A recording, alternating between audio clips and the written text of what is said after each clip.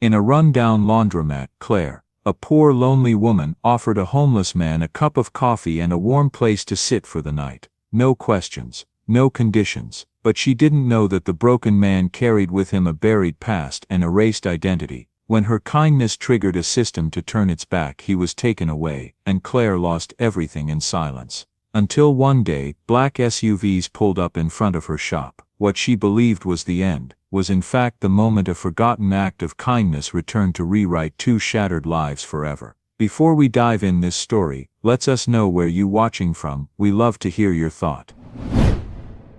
Steam rose slowly from the industrial dryers, mixing with the smell of detergent and fabric softener. Claire Donovan's laundromat was humble but spotless, an old building with flickering fluorescent lights, rows of washing machines that hummed like tired workers, and a small counter with a coffee pot that was always on. All around was the noise of the city. Cars honking, hurried footsteps, a distant siren, and voices crossing paths without making eye contact. Claire had working hands, hands with calluses and tired nails. She adjusted her faded cardigan and handed a cup of coffee to a customer who had known her for years. "God bless you, Claire," the man said, leaving a few dollars in the tip jar. She barely smiled. It wasn't a big smile. It was one of those smiles that doesn't last long because life doesn't give you a break. "Hope your clothes come out fresh, son," she replied. When the customer left, Claire looked at the little cash register. It wasn't full, it never was, and today it seemed even lighter. Business was down because of a new laundromat chain that had opened 2 blocks away with flashier signs and app-controlled machines. Even so, Claire kept going. She always kept going. It was close to 10 p.m. when the last customer left, and the fluorescent lights buzzed louder in the empty space. That's when she saw him. A man. He wasn't rushing like the others. He wasn't talking loudly. He was standing near the entrance as if the world was too big to walk through alone. He had dark eyes, sharp cheekbones, and hair that needed cutting. He looked like someone who had been polished once and then left out in the rain. His clothes were worn out, a suit jacket that had seen better days, and his shoes had lost their shape. He didn't have luggage. He didn't have anyone with him. He just had exhaustion. Claire looked at him once without making a scene. She didn't clutch her chest. She didn't make a drama out of it. She just looked at him the way you look at something that hurts because it's real. The man stood there 2 meters from the door, not daring to come any closer. He took a step forward and spoke softly. "Ma'am, is it okay if I just sit here for a while? I won't bother anyone. I just need somewhere warm." Claire held the coffee pot in midair. She'd heard that phrase before from other people in other years, but there was something different about this one. He wasn't asking with a scheme. He was asking with shame. "Do you have anyone?"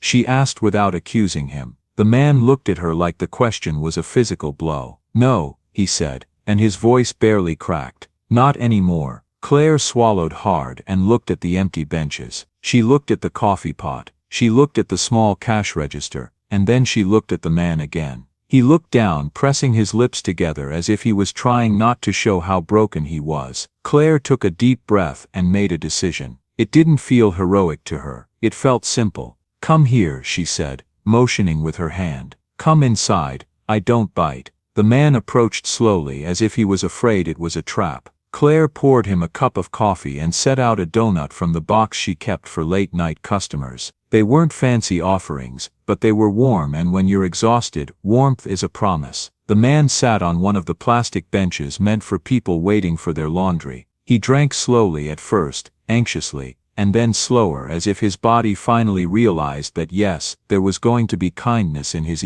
Claire watched him drink and felt a knot in her chest she couldn't explain. Maybe it was the memory of her own son, maybe the exhaustion of so many years, or maybe that bitter thought that no one should see a grown man drinking coffee like it was his last chance. "What's your name?" she asked, trying to keep her voice from shaking. The man looked at her. "Ethan," he said. "Ethan Cole." Claire nodded slowly, etching that name in her mind like someone guarding something they don't want to lose. "And where do you sleep?" she asked. Ethan looked down. "Wherever I can," he murmured. Claire tightened her fingers around the coffee pot. She looked around. People were walking past outside, not looking. A couple crossed the street laughing, not noticing the man. A businessman in a nice coat barely turned his head and scowled, as if failure was contagious. Claire felt a stab of anger, and then she heard a voice behind her, cold as stone. Claire giving away free coffee again. She turned around. It was a man from the neighborhood, one of those types who always talks like he owns the block. Frank Miller, the one who claimed to know the people in charge of building permits and collected security fees from every shop on the street.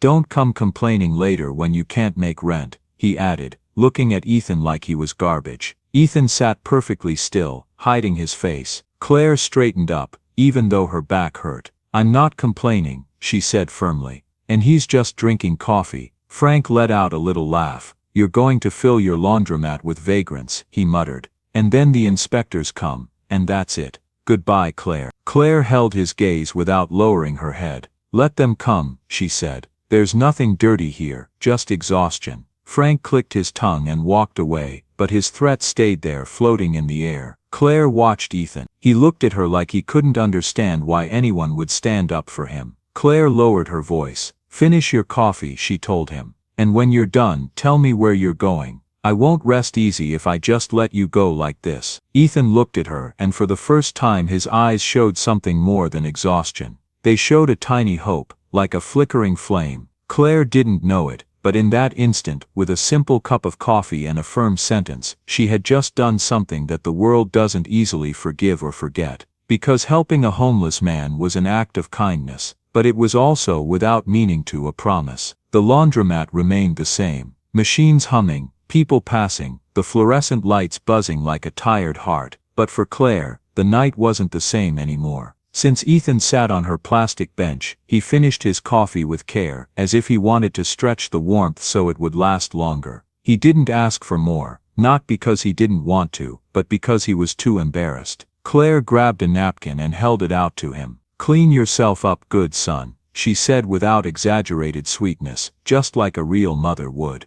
Ethan nodded, lowering his gaze. "Thank you, ma'am," he murmured. Claire looked at his hands, a man's hands but with street marks, scratches on the knuckles, broken nails, fingers a little swollen from cold nights on benches. Right then she said, resting the coffee pot on the counter, "Where do you go when the sun comes up?" Ethan looked down, as if he was ashamed to answer. "The park benches," he said, almost voiceless. "Sometimes the bus station." Claire felt a lump in her throat. The bus station was a known place. Shadows, hard seats, security guards who chased you away. The city had those corners where people disappeared without anyone noticing. "And why aren't you in a shelter?" she asked. Ethan tightened his mouth, suspicious. "I tried," he said directly. "They have rules, limited nights, and sometimes," he paused, "sometimes they treat you like you're already dead." Claire frowned. "You won't let them," she said. Ethan shook his head with a sad stubbornness. "If I give up my dignity, I won't find myself again," he said. He swallowed hard, "and being nothing is worse than being homeless." Claire stayed quiet for a second. She looked at the dryers, looked at the street through the window, looked at her small cash register, and felt a silent rage toward those kinds of rules made from a desk and applied on the skin of human beings. "Okay," she said. "Fine. I'm not going to treat you like nothing either." Ethan looked up, as if that sentence were a roof over his head. Claire lowered her voice.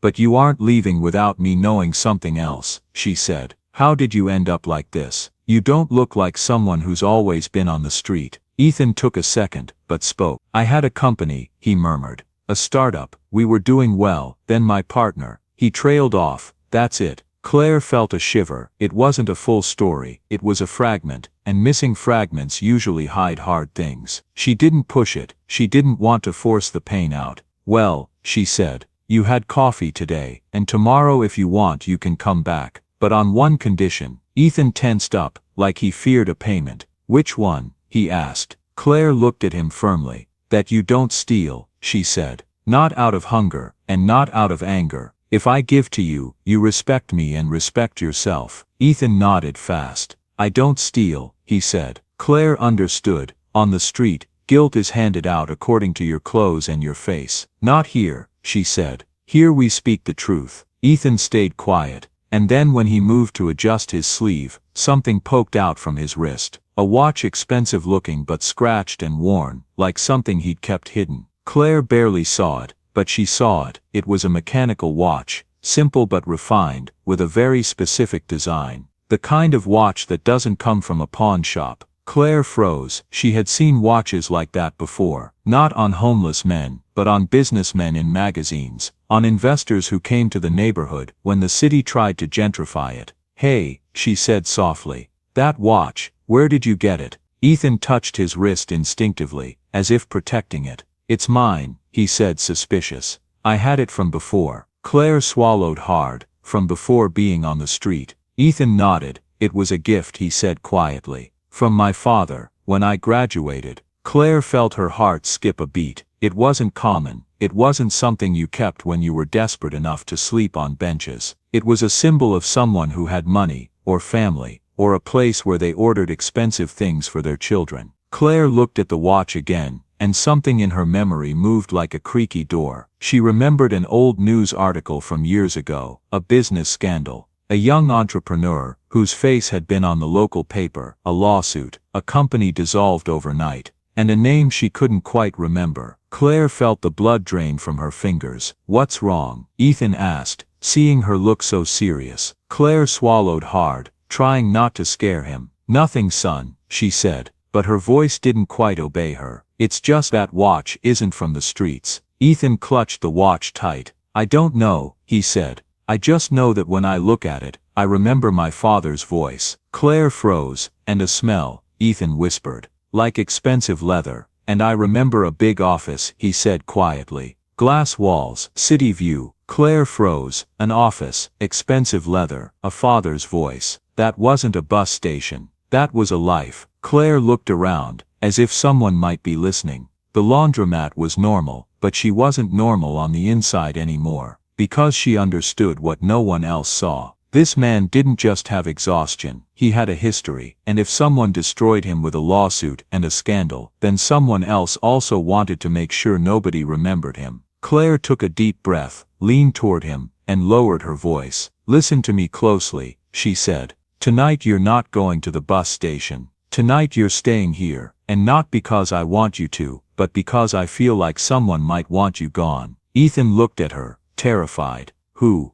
Claire gripped the coffee pot like it was a shield. "I don't know yet," she said, "but I'm going to find out." And for the first time in that humble laundromat, the danger stopped feeling like poverty, and started feeling like something bigger, like a shadow coming from the past. The fluorescent lights buzzed a little louder, and the air turned cool with that city smell that mixes exhaust, detergent, and rain on pavement. Claire stayed behind her counter, wiping it with feigned calm, but inside she was tense. The expensive watch on Ethan's wrist had sparked a memory she didn't want to fully believe. Ethan stayed close, without leaving the laundromat, as if for the first time he had a place where he wasn't chased away immediately. He didn't talk much, watching people through the window cautiously, and every time someone got too close to the door, he tensed up. Claire handed him another cup of coffee. "Drink slowly," she said. "I don't want you getting sick on me." Ethan took the cup carefully. "Thank you, ma'am." Just then, a dry laugh rang out a few steps away. "Well, look at her." Claire spun around. Frank Miller was walking up with two men behind him, the kind who always look like they have permission to do whatever they want. One had a folder, the other a cheap badge and a radio. Frank was smiling like he was here to collect a debt he'd enjoy. "Claire," he said,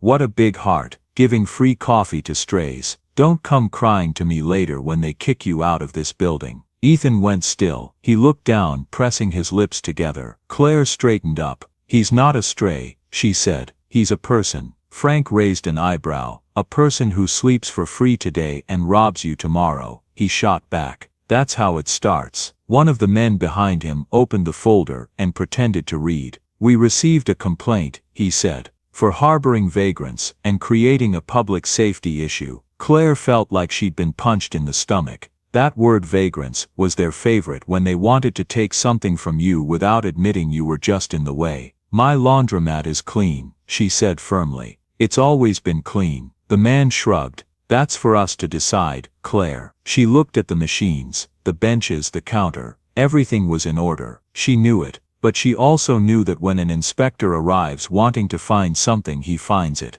Frank smiled. "I told you, Claire," he murmured. "If you wanted to stay out of trouble, you should have listened to me." Claire looked at him with suppressed rage. What do you want? He lowered his voice, but just enough for Ethan to hear. I want you to stop attracting problems, he said, and I want him out of here. Ethan looked up, terrified. However, he took a step forward, as if he wanted to stand in front of Claire. Claire reached a hand toward him, stopping him without touching him. No, she whispered. Don't get involved. Frank saw the gesture and scoffed. Look how cute, she has a guardian now, he said. How much do you pay him? With donuts. People started turning around. Some curious onlookers got closer, and that was the plan. Public humiliation, so shame would do the work. A lady from the nearby store muttered, "That's why this place is full of troublemakers." A man on a bike shouted out, "Call the cops on him." Ethan heard it and shrank down even more. Claire felt the anger rising, but forced herself to speak calmly. "He hasn't done anything," she said. "He's drinking coffee, that's all." The inspector with the folder walked up to the counter and stuck his nose in, looking for a violation. He grunted exaggeratedly. "This place looks like a shelter." Claire tightened her grip on the coffee pot. "It looks like a laundromat," she said. "Like it should." Frank took a step forward and pointed at Ethan. "You see," he told the small crowd, "this woman encourages street life. Then they go around stealing, and everyone complains, but nobody lifts a finger." Ethan clenched his fists. His eyes burned with rage. "I don't steal," he blurted out, unable to hold it back. The silence lasted a second, and in that second Frank smiled. "Oh no," he said. "Then prove it. Let's see what you've got in your pockets." Ethan froze. Claire stepped forward, planting herself firmly. "You have no right," she said loudly. "He's just a man trying to survive." The man with the radio stepped closer. "We do have the right, if there's suspicion," he said. The crowd murmured. The word suspicion was like gasoline. Frank raised his voice, like he was performing a public service. "Claire, don't be difficult. Either you run him off or I run him off with the real authorities." Claire felt the world crashing down on her, and in that moment she saw something: the torn cuff on Ethan's sleeve, the trembling of his chin, the desperate dignity in his eyes. He was a man. He was exhausted, and now he had humiliation. Claire took a deep breath, gathered her courage, and spoke clearly for everyone to hear. "If you're here to take my license, then take it," she said. "But I'm not going to chase away a human being like he's a dog. If seeing poverty bothers you, it's because you've never felt it." The street went silent for a second. Some looked down, others shifted uncomfortably. But Frank wasn't the kind of man who felt shame.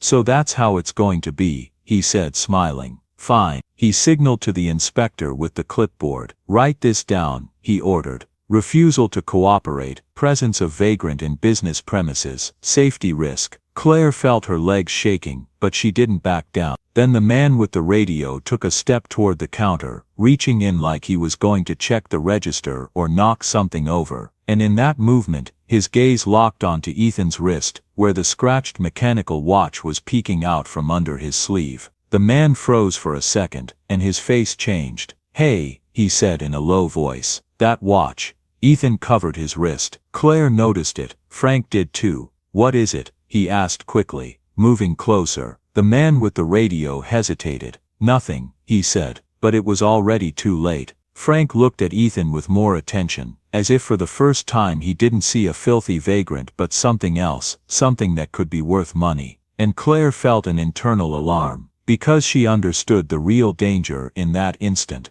It wasn't that Ethan was being called a vagrant, it was that someone had just recognized him. The words hung in the air, dangerous and small. That watch. The man with the radio had said it almost by accident, but it was enough to send a chill down Claire's spine. Ethan covered his wrist immediately. He took a step back, his fists clenched as if his tension could protect him. Frank tilted his head, sniffing out an opportunity like a dog smelling meat. "What is it?" he asked, feigning curiosity. The man with the radio backed away nervously. "Nothing," he murmured. "It's nothing." Claire moved fast, and put herself in front of Ethan, shielding him with her thin body and faded cardigan. It wasn't much, but it was a wall. "Enough," she said firmly. "If you're coming here to make things up, make up something else. There is no crime here." Frank let out a laugh, but the laugh was no longer mocking, it was calculating. "Claire, I just want to help you," he said.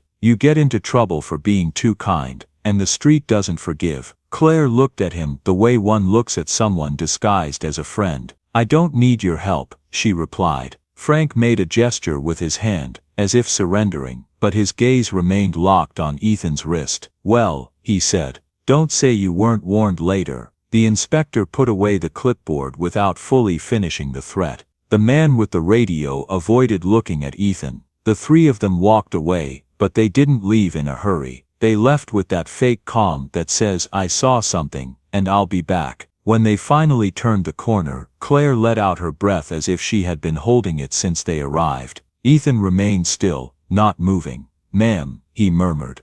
I'm leaving. Claire looked at the street, looked at the laundromat, looked at the dark sky through the window, and decided without saying it yet. Today you are not leaving my side, she said. Not to the bus station, not anywhere. Ethan's eyes went wide. But if I stay, they'll shut down your business. Claire gripped the counter as if it were a cane. The business can be lost, she said. You cannot. Ethan lowered his gaze for a second, swallowing something down. Then he spoke with a small voice, almost ashamed. I don't want to be a burden. Claire looked at him. You aren't a burden, she said. You're a person. The night went on. 2 customers arrived, and Claire served them with quick hands as always. Ethan stayed to the side, quiet and watching. And in that watching, Claire noticed something. He wasn't a street person in the way people usually think. He didn't have the knack for stealing. He had the knack for enduring. When a customer left extra change, Ethan saw it, but didn't reach out his hand. When a lady got distracted with her open purse, Ethan noticed and positioned himself so no one would take anything. When a neighborhood kid made fun of him through the window, Ethan didn't respond with anger. He just looked at him with a quiet dignity. Claire realized something. This man was struggling, sure, but he had an internal code too, even if he didn't know where it came from anymore. When the night grew late, Claire closed up the laundromat. She turned off the main lights, locked the front door, and checked the small cash register. It had been a slow day, but she didn't care anymore. Come on, she told him. Let's go upstairs. Ethan looked at her, suspicious. Where to? Claire nodded her head. To my apartment, she said. It's above the laundromat. It isn't big, but at least it doesn't leak. Ethan froze. No, he mumbled. I don't want any trouble. Claire cut him off. Trouble has already come looking for you, she said. And if you go back to that bus station, I don't know if I'll see you tomorrow. Ethan stayed quiet, and that silence was a yes. They walked through the back door, and up a narrow staircase. Claire led the way, while Ethan followed close behind. Every now and then, he would look back, as if someone was following them. When they reached a small apartment, Claire unlocked the door. Inside it smelled like cheap soap and stale bread. There was a simple bed, an old chair, and a tiny shelf with an unlit candle. Here, she said. There's no luxury, but there is a roof. Ethan entered slowly, as if the room were a sacred place. Claire took out some hard bread, and broke it into pieces. Just eat a little, she said.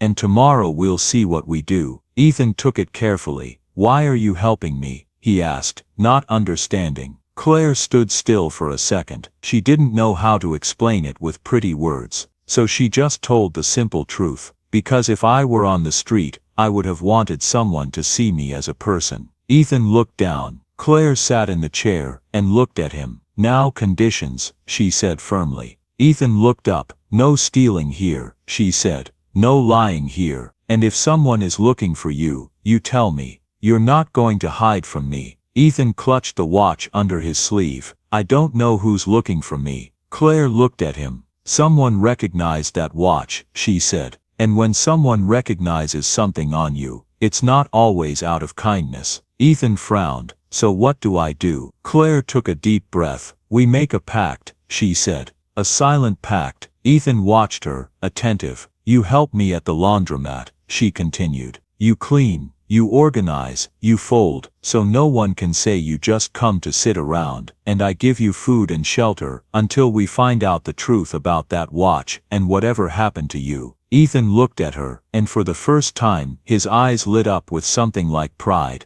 Yes, he said. His voice trembled a little. Claire nodded, and that night, while the city looked away, a pact was signed in a humble apartment, one with no paper, but with something stronger, loyalty. Except outside, on some corner, Frank Miller had made his own pact too, but with greed, and Claire could feel it in her bones. The next morning, the laundromat smelled like it always did, detergent, fabric softener, and the hum of machines. But there was a difference. Claire couldn't shake off the feeling that they were being watched. Ethan arrived early, before the sun heated up the pavement. His hair was still damp, like he'd washed his face with the seriousness of someone wanting to look respectable. Without saying much, he started helping. He wiped down the machines. He organized the detergent bottles on the shelf. He carried a heavy basket of unclaimed clothes to the back. Claire watched him in silence, with a strange mix of pride and fear. "Easy with that, son," she told Ethan, when she saw him straining his back. "I don't want you getting hurt." Ethan nodded stubbornly, like he didn't know how to accept being cared for. Throughout the morning, people looked at them differently, some with discomfort, others with pity. Some bought things just to stare, as if the laundromat were a show. And in the middle of that bustle, Frank Miller appeared on the other side of the street. He didn't come closer, he just leaned against a wall, watching, smiling with his lips, but not his eyes. Claire felt her blood run cold.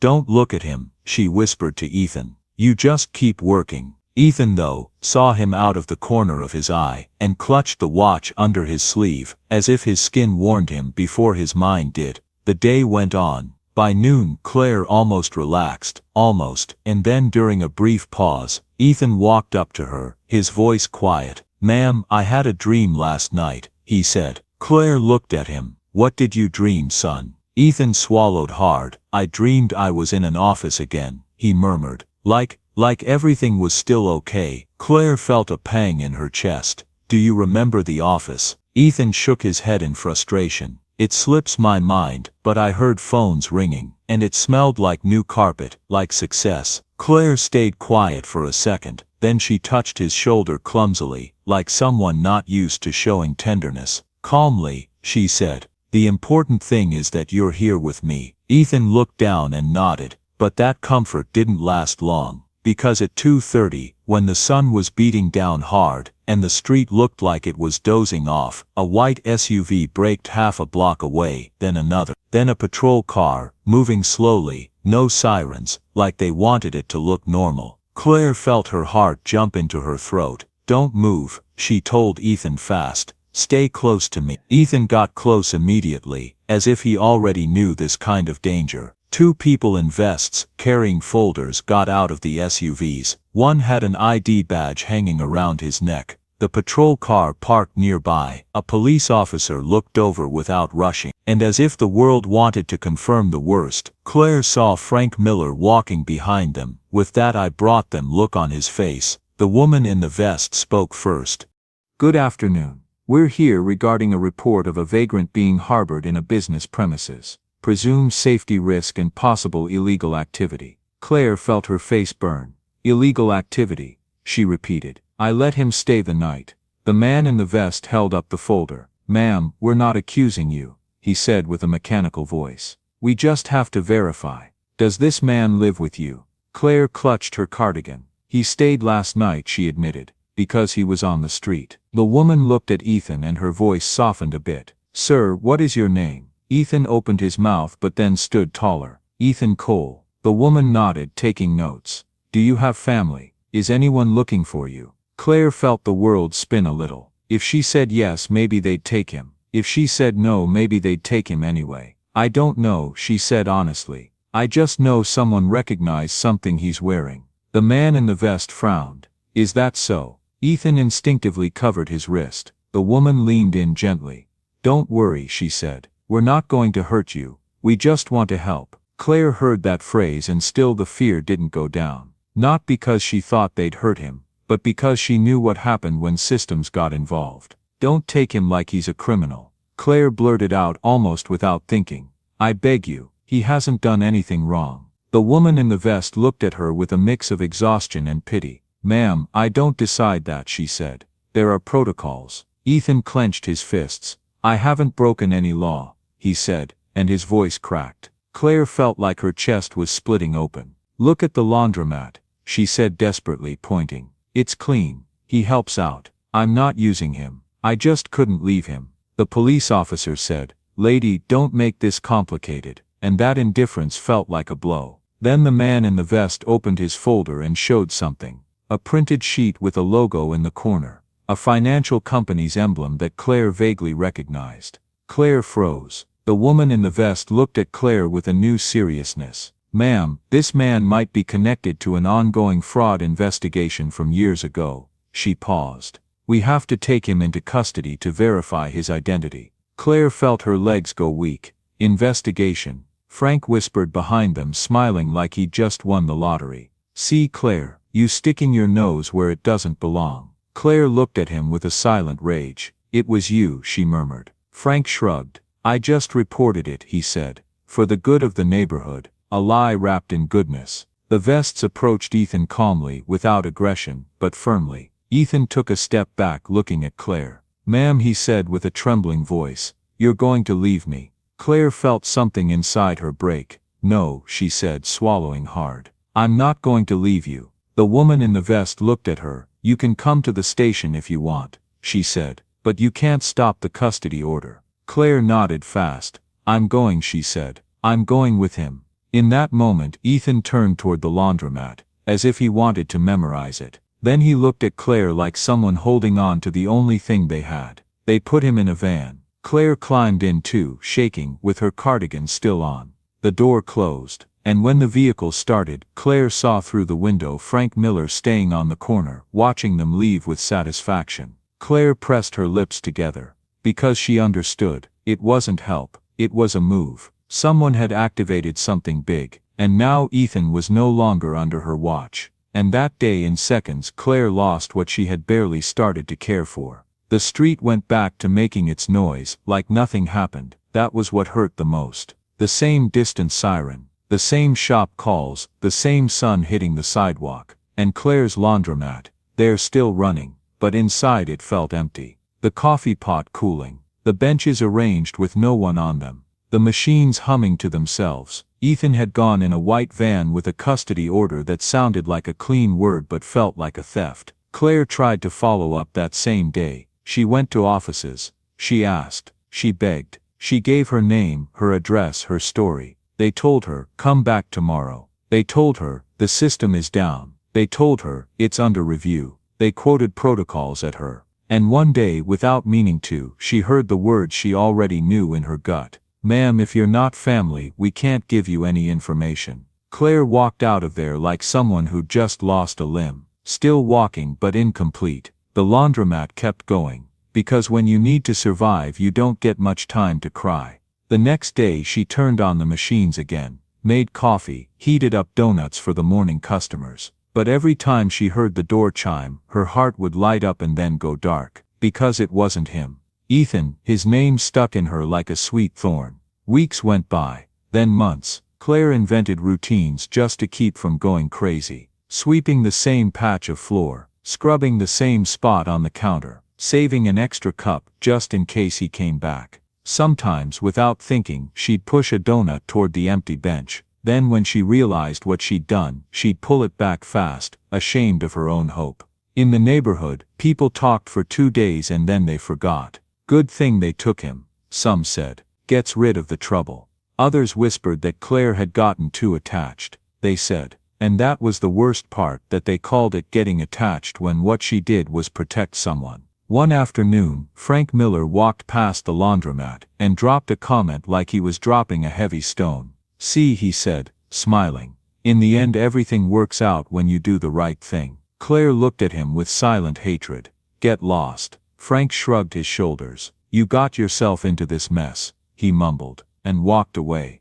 Over time, Frank became a bigger deal on the block. He started charging higher security fees, claiming he could fix permits, threatening to report anyone who didn't pay. Sometimes he'd stand just 2 meters from her laundromat, as if reminding her that he could make her life miserable whenever he wanted. Claire endured it. She endured it for years. Her hair turned grayer. Her back grew more hunched, and her hands got rougher. Her regulars grew old right along with her. Some of them never came back. Others would tell her, "Claire, you should rest." But Claire wouldn't rest, because rest meant silence, and in the silence she could hear voices.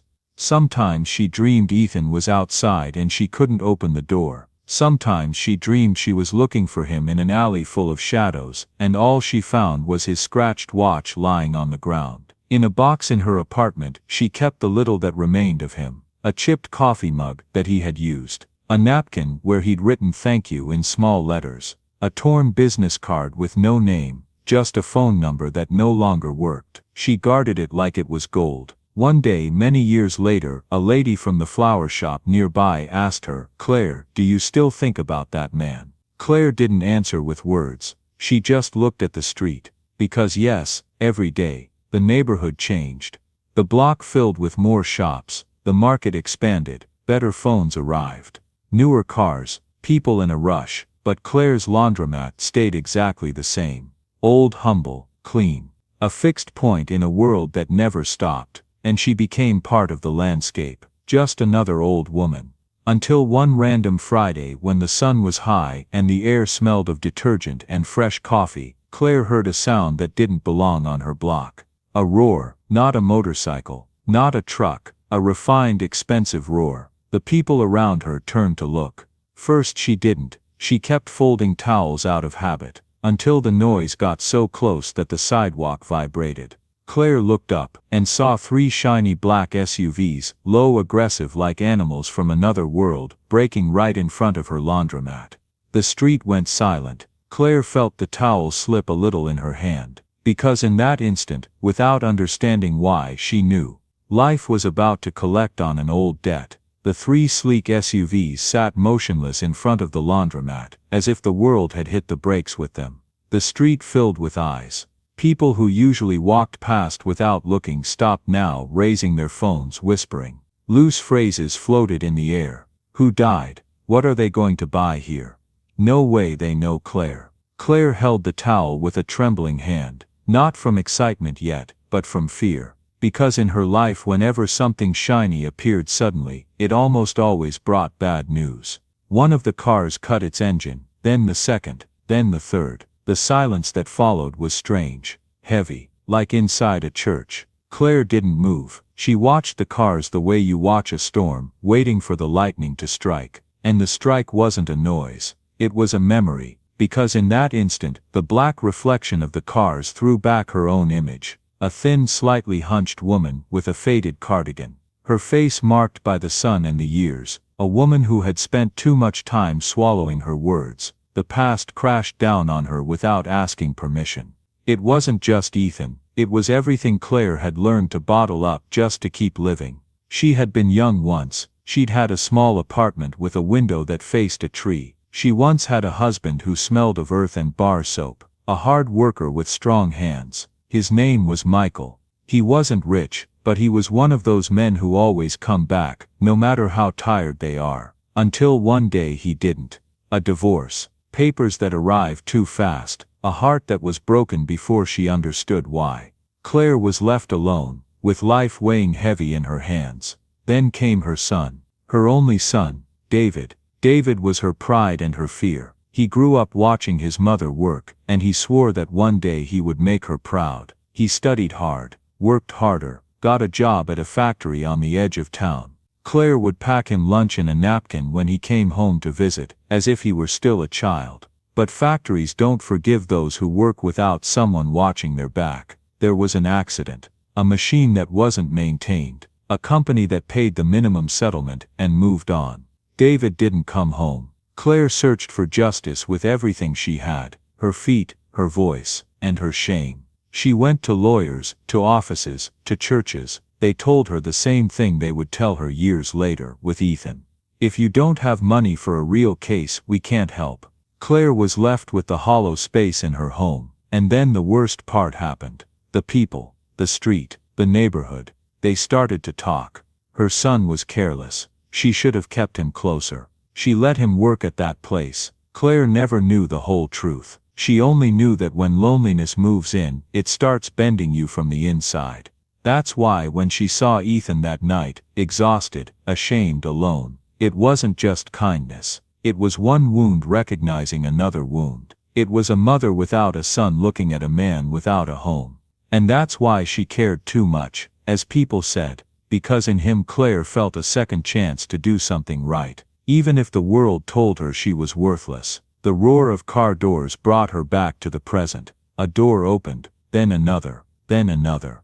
A man stepped out, tall with presence, with that quiet elegance that doesn't need to shout. Behind him, two others, one in a suit, one with a security earpiece. He wasn't a boy from the neighborhood. He looked like he was from another world.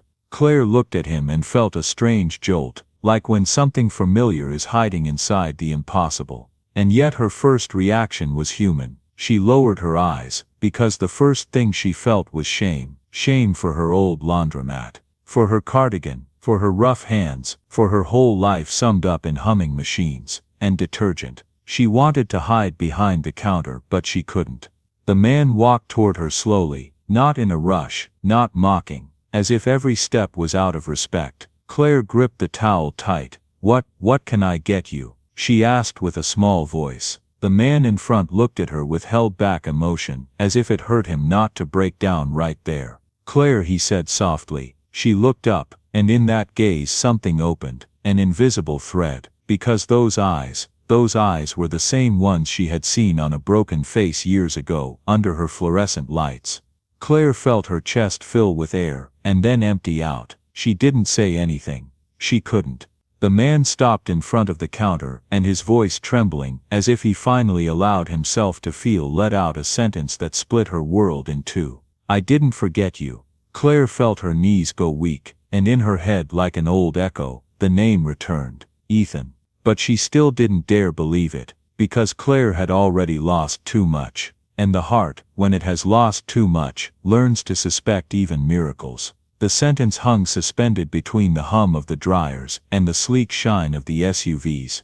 "I didn't forget you." Claire squeezed the towel like it was a lucky charm. She looked the man up and down, trying to find the lie, while at the same time her heart clung to a dangerous idea. What if it is him? The street had turned into a stage. There were people recording. Some came closer without shame. Others pretended to check their laundry through the window just to stay and watch. Ethan noticed the cameras, and without saying a word he positioned himself naturally between Claire and the crowd, as if he were protecting her. Claire swallowed hard. She tried to speak. "Who are you?" Ethan took another step, his voice soft but firm. "First, if I may," he said, "can we talk without so many eyes on us?" Claire looked around. The stares went right through her, and then she felt that old fear come back. The same fear from when they took Ethan. The same fear of the protocols and papers, of those in charge. And as if fear called out to fear, a familiar poisonous voice was heard from behind. Well, look at you now. Looks like you hit the jackpot, Claire." Claire turned around. Frank Miller came walking up with his usual smile, the kind that doesn't ask permission to intrude. He had his hands in his pockets, confident, as if the street still belonged to him. The people looked at him with curiosity. He puffed himself up. "How nice," he said, raising his voice a little. "You helped the community, right? And then the rewards come rolling in." Claire felt her blood boil. "Get out, Frank," she said dryly. Frank let out a laugh. "I'm just here to say hello," he said, "and to ask something." He looked at Ethan. "You own those fancy rides, because around here you need permits to park like that." Ethan looked at him without emotion. "We're not here to park," he said. "We're here to see Claire." Frank tilted his head, feigning respect. "Ah, well, that's good," he said. "Because look, Claire, I don't want people saying later that I didn't look out for you. There are rules here, and if money's involved, well, you know, there are fees." Claire clutched her cardigan. She knew that word. Fees meant extortion with a smile. The man in the suit behind Ethan took a step forward. "You're charging fees to an old lady?" he asked. Frank laughed, acting like it was nothing. "Don't get confused, young man," he said. "I don't charge. I help manage things. Keep everything in order here." Claire understood. Ethan gave Frank a dry look. "And did you help the day they took a man away from here too?" The tension could be cut with a knife. Frank blinked for a fraction of a second, but Claire saw it. His smile went stiff. "What man?" he asked, feigning ignorance. "I don't even remember." Claire felt a chill run down her spine. Ethan looked at him steadily. "I remember." The crowd around them murmured. Some people moved their phones closer. Frank threw his hands up, theatrical. "Oh no," he said. "Don't go trying to blame me for things now. I'm a decent citizen." Claire stepped forward, trembling with rage. "You pointed him out," she said, almost in a whisper. "You brought those people here." Frank smiled, but now it had an edge to it. "Claire, don't get yourself into trouble," he said quietly. "Just leave it. It's in your best interest not to stir up the past, especially now that there's money involved." That sentence felt like a punch, because it wasn't just a threat, it was a warning. He saw an opportunity. Ethan heard it too, and his voice was firm but steady. "There's no money involved here. There's a moral debt, and you're not going to cash in on it." Frank shrugged, but his gaze turned dark. "Look, young man, I don't know who you are," he said, "but this block has an owner, and that owner is the law. If I make a call, inspectors show up, and it's bye-bye laundromat, and Claire is too old to be dealing with shocks." Claire felt fear rise like cold water, because it was true. Every time he wanted, inspectors appeared. The man in the suit leaned in toward Claire. "Don't be afraid," he said softly. "You're not alone today." Claire looked at him, and those words caused a beautiful kind of ache, because for years she had been alone, and loneliness makes you obey out of sheer exhaustion. The security man gave Frank a cold stare. "If you threaten her again, we go public." Frank let out a short laugh. "Public," he said. "Around here the public forgets by tomorrow, and you guys will be gone." "She stays." That was the cruelest line, because it was true. Claire's life remained here. Miracle or not, Ethan took a step closer, his voice low, dangerous because it was so calm. "We're not leaving." Frank looked at him, sizing him up. "Oh no," Ethan held his gaze.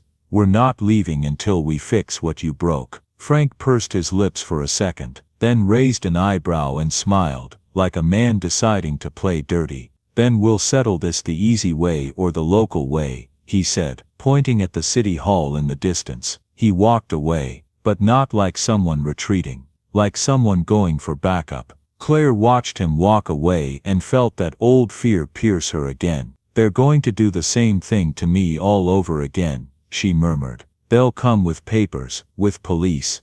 Ethan looked at her, serious. "Yes," he said. "They're going to try." The man in the suit clenched his jaw. "And this time we'll be ready." The security man looked around at the cell phones. "But first," he said, "we need to get her out of here before the fear silences her." Claire swallowed hard. The miracle was already here, but so was the system. And when the system feels like it's losing control, it attacks. The air felt strange after Frank left, as if he'd left a trail of poison behind. The phones were still held high. People kept murmuring, and Claire, even with Ethan right in front of her, felt that same old fear. The fear of papers, of red tape, of the world crushing you without ever laying a hand on you. Ethan spoke quietly. "We're moving," he said. "We're exposed here." Claire clutched her cardigan. "Where to?" she asked, her voice trembling. The man in the suit looked at the laundromat, the machines, the counter. "First let's close this up," he said. "We're not letting them use this to claim you ran away." The security man stepped in front of the crowd, and raised a hand. Not shouting, just setting a boundary.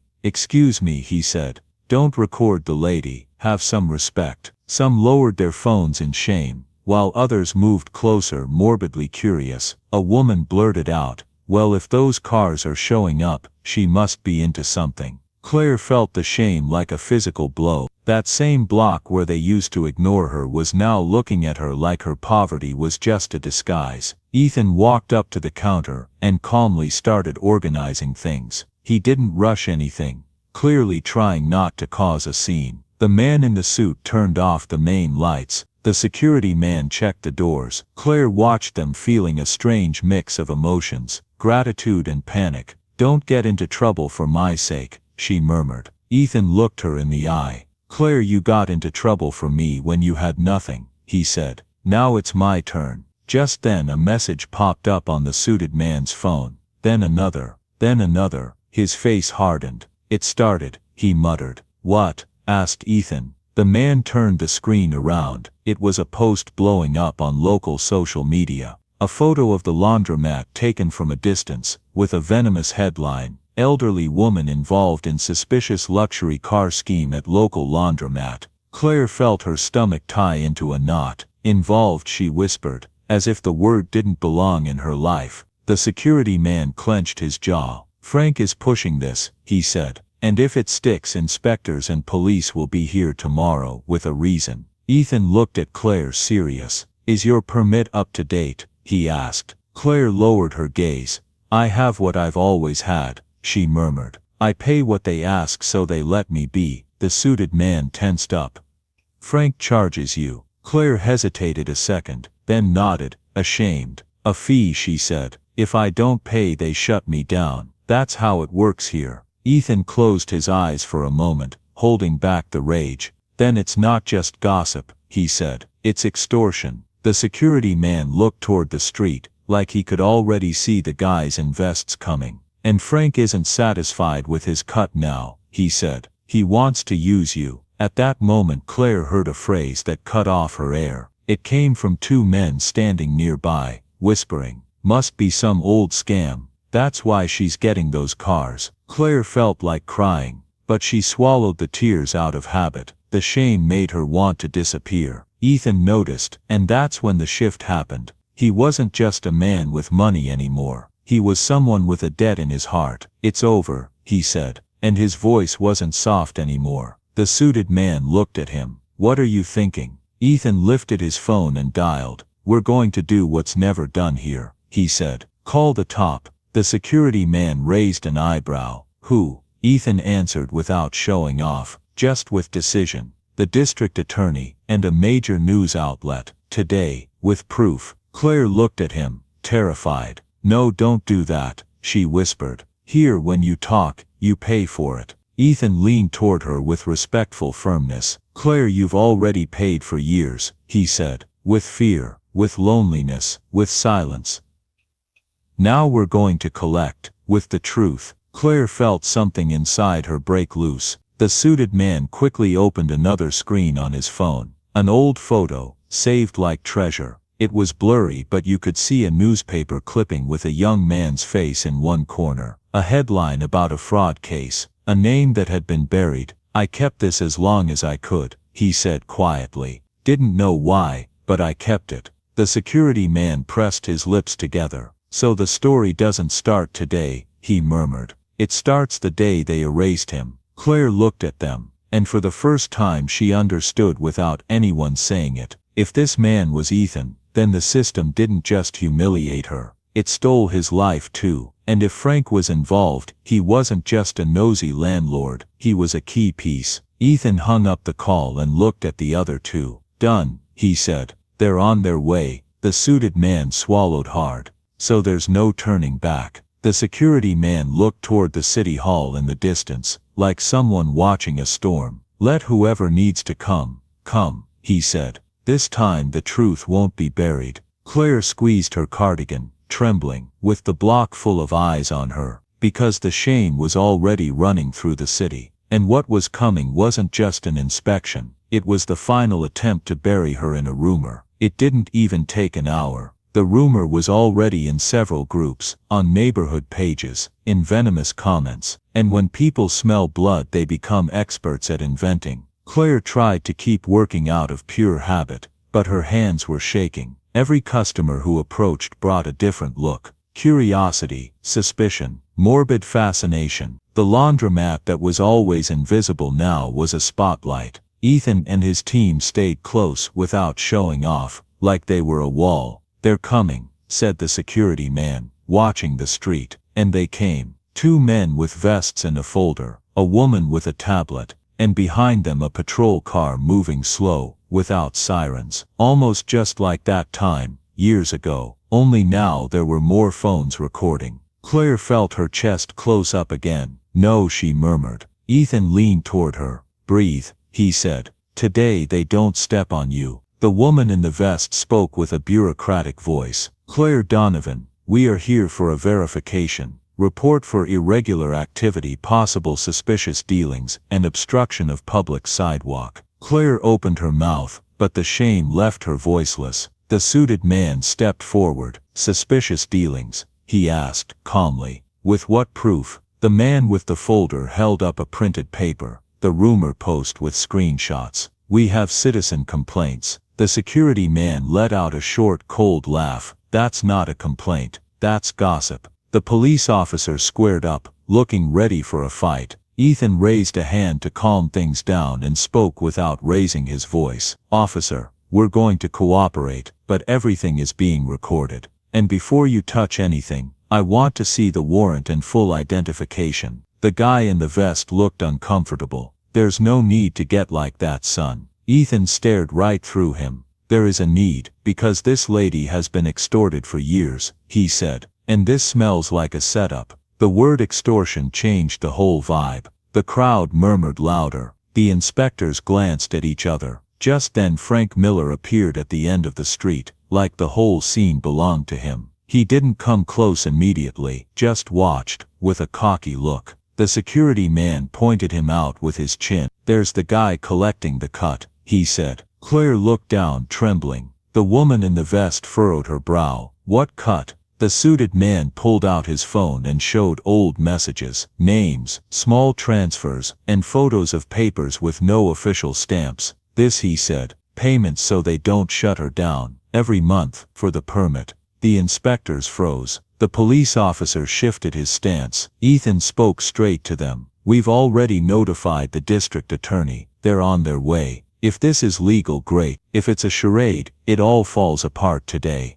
The man with the folder swallowed hard. "We don't have to wait for anyone." Ethan smiled faintly. "Oh yes we do. If you're going to mess with an old lady's livelihood based on gossip," he said. "Or are you scared that someone from higher up is coming?" The inspector stayed silent. Claire felt tears in her eyes, but not from sadness, from exhaustion. Years of paying out of fear, and finally someone was saying it out loud. And then a car was heard braking nearby. Not like an SUV. A man got out, badge visible, 2 people behind him. "Good afternoon," he said. "State oversight, who's in charge here?" The street went ice cold. Frank in the background took a step back, and Claire realized the final push had happened. Either the system would crush them one more time, or Frank was finally getting exposed, in front of everyone. The man from state oversight walked straight toward the laundromat, badge on display. He didn't come with a rush or a smile. He came with that office tone that was finally on the right side.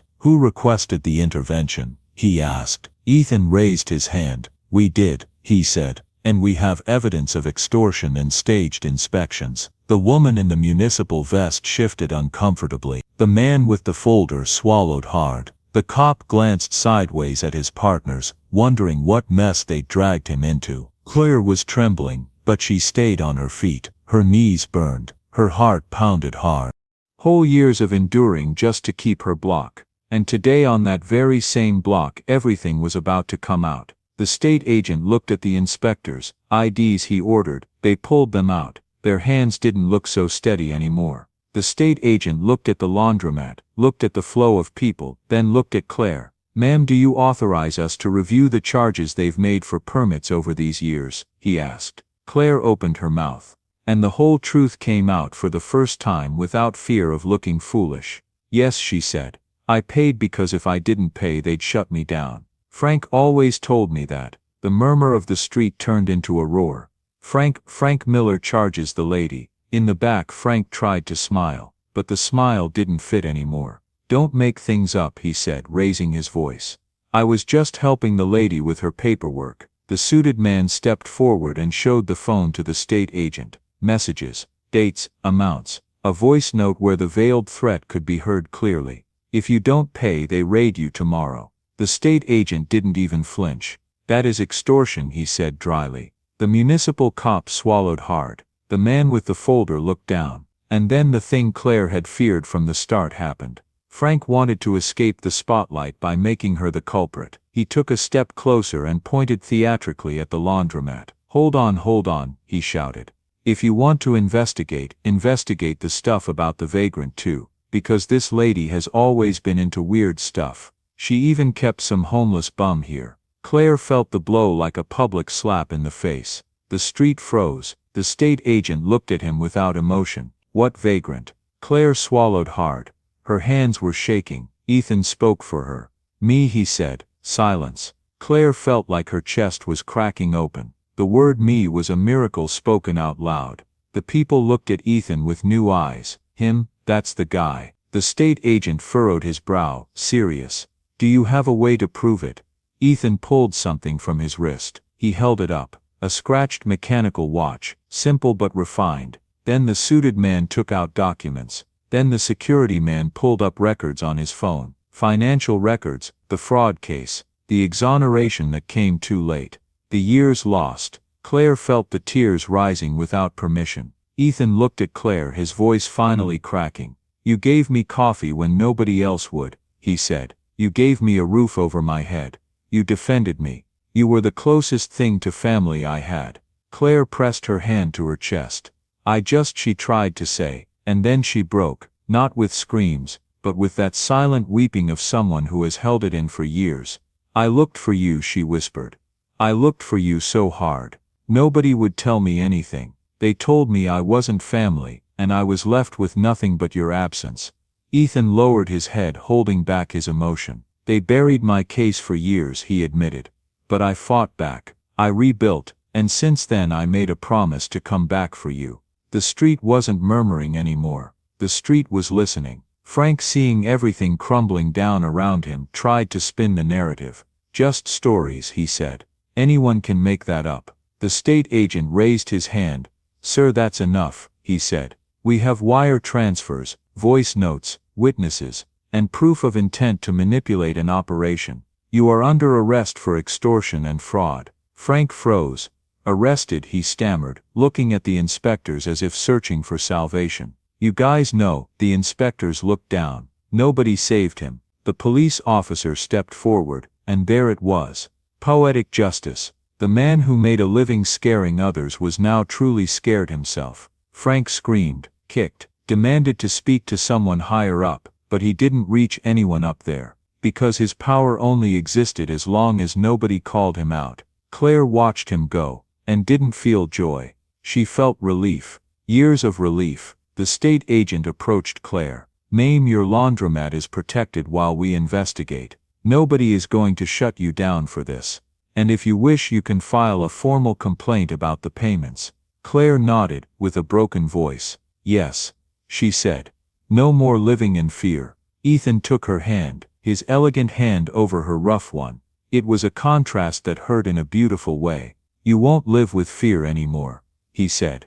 The people around them started clapping, shyly at first, then louder. It wasn't for the SUVs, it was for seeing an abuser finally fall. And then when the noise died down, Ethan leaned toward her, as if he were a lost soul again. Mom, he said. Claire looked at him as if her heart finally dared to believe. Mom, Ethan smiled through tears. That's what you became to me, he said. That night, that coffee, that kindness. Claire closed her eyes for a second, and let out what she had held in for years. Thank you, my God. Ethan hugged her, carefully, not squeezing, as if he was afraid he might break her. She smelled the expensive cologne, and underneath it like an echo she caught the scent of determination. And right there in the middle of the street a wound healed, but one last wound remained. David, Claire's son. Ethan looked at her, serious. Claire, he said. Is there something else, something you deserve to know? Claire tensed up. What? The suited man took a deep breath. Years ago, when I was rebuilding my life, I met someone at a job site. A man who worked maintenance. He was kind, quiet. He shared his lunch with me once. Claire lost her breath. Who was that man? She whispered. Ethan lowered his voice respectfully. His name was David. The world stopped for Claire. No, she murmured. My son. Ethan nodded, his eyes wet. I found out later. He was sick. He managed to tell me that you looked for him. that he regretted not coming back, and that one day he wanted to see you again. Claire trembled all over. Is he? Ethan looked down. No, Claire, he said. But he died knowing that you loved him, and he asked me one thing, that if I ever found you I tell you the truth, and thank you for never stopping being a good person. Claire wept, not a loud scandalous cry, but a quiet weeping like rain, and in those tears the final thread was closed, the uncertainty. Ethan hugged her again. You didn't lose your life by being good, he said. You won it. You won me. Days later Claire's laundromat was still on the block, but no longer out of necessity, out of identity. Ethan didn't whisk her away to a mansion to show her off. He fixed up her small apartment, set up security, renovated her laundromat, and bought the entire building, all the paperwork in order so no one could ever threaten her again, all without taking away her place. He even added a small community fund nearby, where people down on their luck could get help, as a way to honor her kindness and prevent more people from ending up on the streets. Frank faced charges, the inspectors were investigated, and the neighborhood learned something they never learn until they see it, that abuse ends when the victim stops staying silent, and when someone with power decides to use it to protect, not to crush. One afternoon, Claire poured a cup of coffee again. This time she served it with hands that trembled less. She looked at Ethan sitting on the same bench, just like years ago. What do you want to drink? She asked. And her voice wasn't one of fear anymore. It was the voice of home. Ethan smiled. Whatever you want, Mom, he said. And Claire understood the lesson, with a new kind of peace. Sometimes a shared cup of coffee doesn't just warm the hands, it brings families back. Join us to share meaningful stories by hitting the like and subscribe buttons. Don't forget to turn on the notification bell to start your day with profound lessons and heartfelt empathy.